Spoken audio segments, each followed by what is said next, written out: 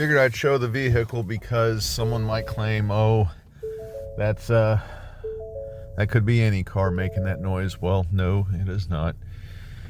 Okay, so this is on the 25th, 2025 in January.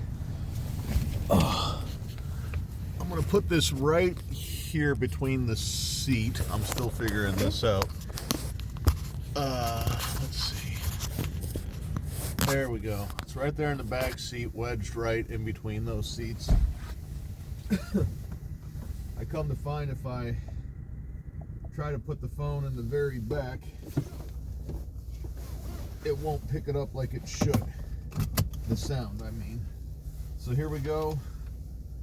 Getting into reverse. Oh, got to take the parking brake off. Right, here we go.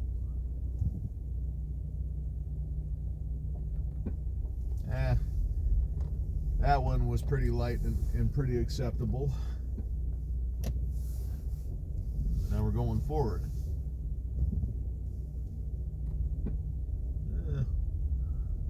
That one was kind of loud. It was a little bit louder. As it's beginning to warm up a little bit, the noise is definitely kind of, it's doing it when it wants to do it. In the morning time, it's incredibly loud. But anyhow, I'm going to pull over here. I've been driving for just not even 20 seconds, and I'm going to park and I'm going to switch it into neutral because I'm having that strange new issue when after I drive and then I put it into neutral, I'm hearing that very same pop. And sometimes it doesn't sound like it, and sometimes it just sounds like a plunk.